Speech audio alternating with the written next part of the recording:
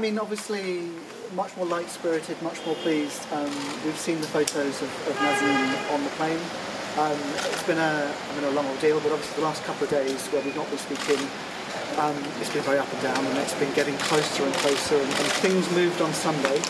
So Sunday is when Nazanin got given her passport back, and we've been bewildered ever since, trying to work out, is this sort of an incremental game of cat and mouse still, or is it all moving forwards?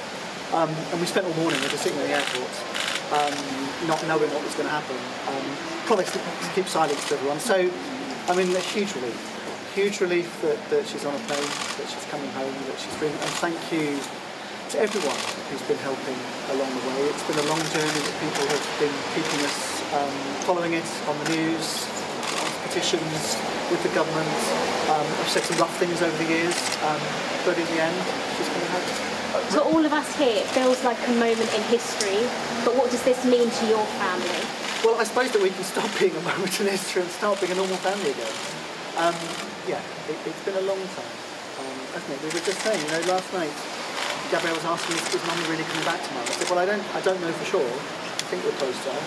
I mean, I now know pretty surely she is coming home. And of course, it's a happy sunny day. It's also, there'll be plenty of rain to get through and challenges ahead, and 6 years apart is a long time for any family. It's not something, right? Have you spoken to her on the phone? What did she say? Not spoken, we're messaging. So she got picked up this morning at 11 o'clock Tehran time, which will be 7:30 our time in the morning, by the Revolutionary Guard. At that point, she wasn't really allowed to speak. She had a phone with her so she could send messages. So I knew where she was at different points. Some points she could speak, some points not. We've not had a euphoric chat of how she is. Spoken to family at home, obviously. We're all just so relieved. What's the first thing you're going to do as soon as she's back in your arms and back with your family? Yeah, well, I mean, probably a couple of days peace and quiet somewhere else, and then back here, the first thing she always wanted to do was to me make a cup of tea. So which we will do. I think actually we were looking at the house, but it needs a bit of tidying as well. So there might be a bit of tidying, perhaps directed by Mummy when she comes back. And obviously there's a huge amount of money that has been, forged over. What's the kind of conversations that's been going on about that? How do you feel about the amount of money that's been handed? Well, so we've obviously been kept out of the loop on it, and at various points I've been talking to say, listen, this is how it's been held, this has gone on so long, and this is not our fight, and please solve it. And to this point, we've been kept out. We've been behind closed doors with the lawyers. We've been checking, well, is it? So I don't know what's happened. I've seen briefings and so on. I mean, I'm relieved that the problem's been solved. I think the government has two jobs: protect people in situations like this, to make sure it doesn't happen again. Part of that is to doing what you need to do to get people home, and part of that is to making sure those who took her learn the lesson not to continue doing that. That second part is for another day, but for today, I'm really glad the way things are. People have really praised your campaigning, and you have spent years, fighting for this, not to mention your recent hunger strike. What do you want to say to people who have got behind you? Well, just thank you.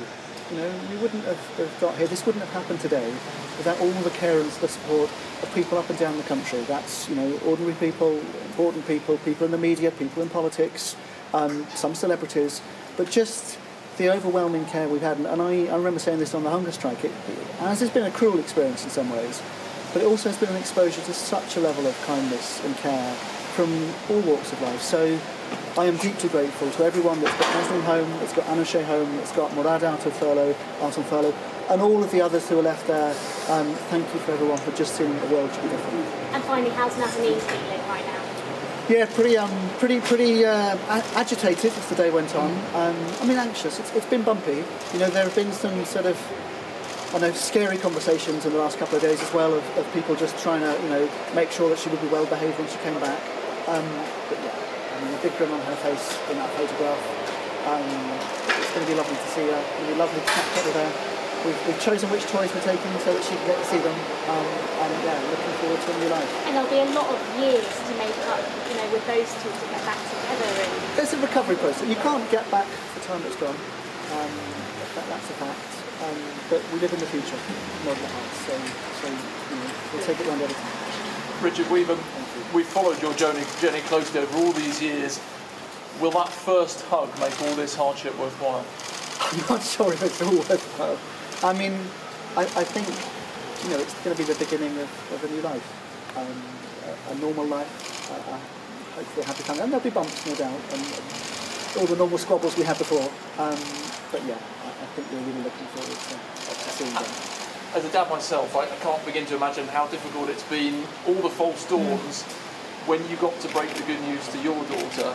That must have been a special moment. Yeah, I mean, I think, do we still quite believe it? I think when we see Mummy, we'll believe it. You know, it's certainly last night, and probably on Sunday when the passport came back, you know, Gabriella picked up and said, does that mean Mummy's coming home? I said, well, I don't know what it means, to be honest. Yeah, I think it's going to be lovely. I think really grateful to all of you that have followed us along the way and kept supporting and kept us in the sunlight, which is crucial in cases like this. But yeah, I think, homecoming's a journey, not an arrival. I don't think it will just be today. There will be a whole process, and hopefully we'll look back in years to come and be a normal family, and you know, this will be a chapter in our lives, but there are many more chapters to come.